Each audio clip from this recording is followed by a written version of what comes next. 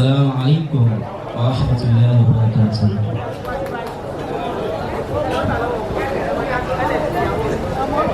A'udzu billahi minasy syaithanir rajim.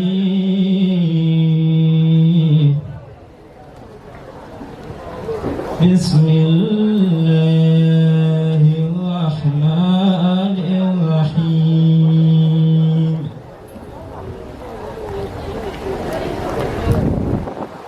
Qulil hamdulillahi wa salamun ala ibadil ladina astafa.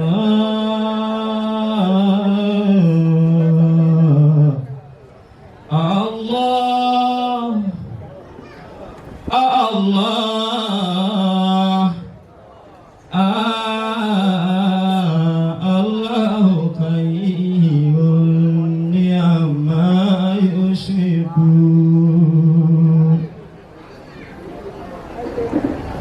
Inna Allaha wa malaikatahu yusalluna 'alan nabi. Ya ayyuhalladzina amanu, ya ayyuhalladzina amanu, ya ayyuhalladzina amanu sallu alaihi wa sallimu taslima. Bismillahirrahmanirrahim. Qad aflahal mu'minun.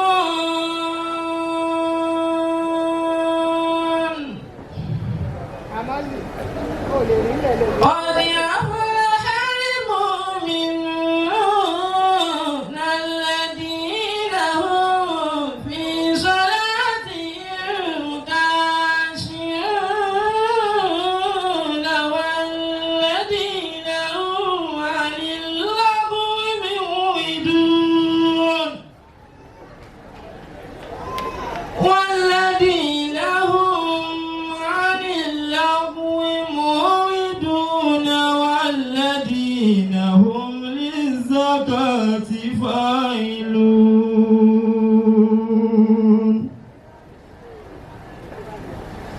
والذين هم لفروجهم حافظون إلا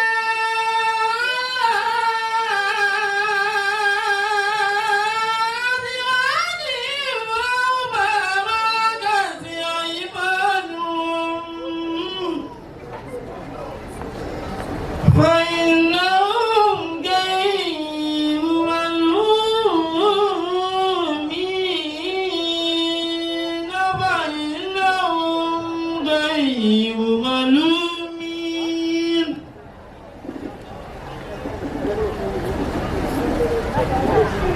فإنهم غير ملومين. فإنهم غير ملومين.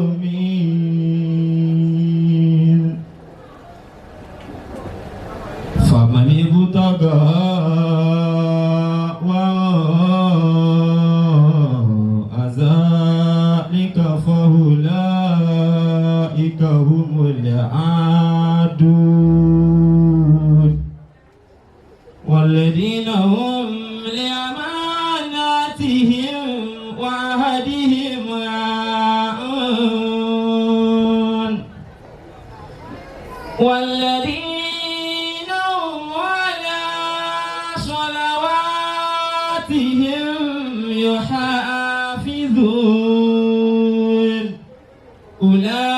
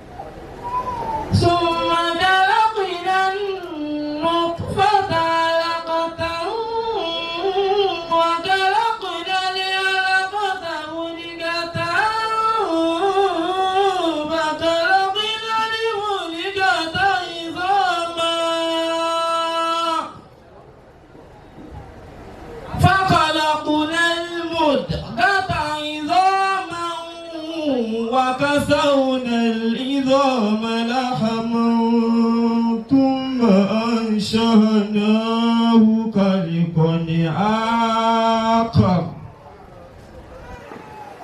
ثم أنشأناه خلقا آخر فتبارك الله أحسن الخالقين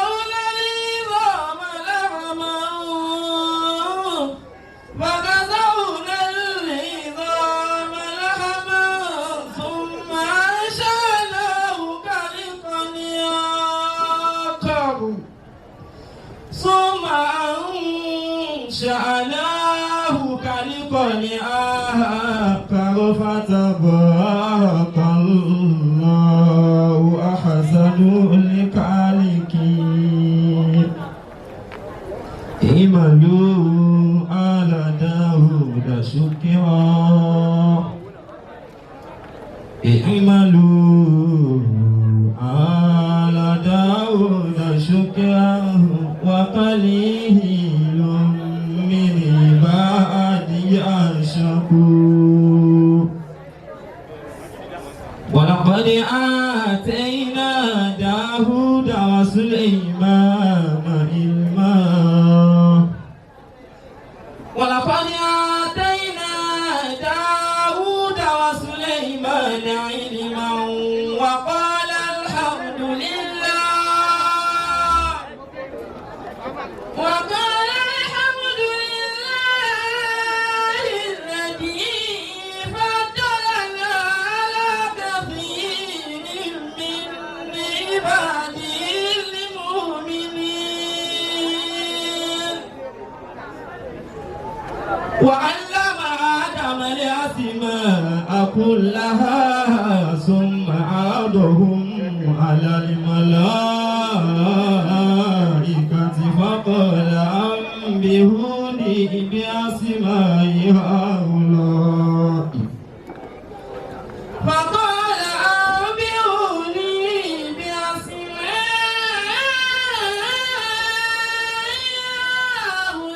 هؤلاء إن كنتم صادقين قالوا سبحانك لا علم لنا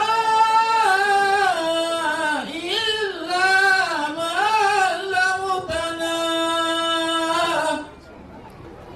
إنك أنت العليم الحكيم صدق الله مولانا العظيم وبلغ رسوله الكريم ونحن على ذلك من الشاهدين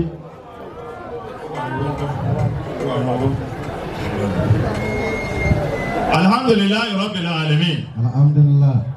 alfa wa tọ́ka alukur'ani fún wa inú rẹ̀ dùn ní kánikẹ́sìkẹ́ mọ́dún lẹ́gbẹ̀rẹ̀ báyìí ni kò fẹ́ sọ kíní yìí kalẹ̀ bẹ́ẹ̀ni. inú bẹ́ẹ̀ sì dùn pé ní kálukú wa náà ń gbádùn ẹ̀ bínú rẹ̀ ti ń dùn inú gbogbo ní kálukú náà ń dùn. alhamdulillah. ọba tó ní kí ọmọ rí báyìí fún bàbá wa alfa ńlá allahu hayatahu. ọba náà lábàá yín dúpẹ́ fún o ọba náà yọ sàlékún dáadáa jù báyìí lọ. amina. bákan náà Asayed Abdulmajid Lukman Eleha tó tiẹ̀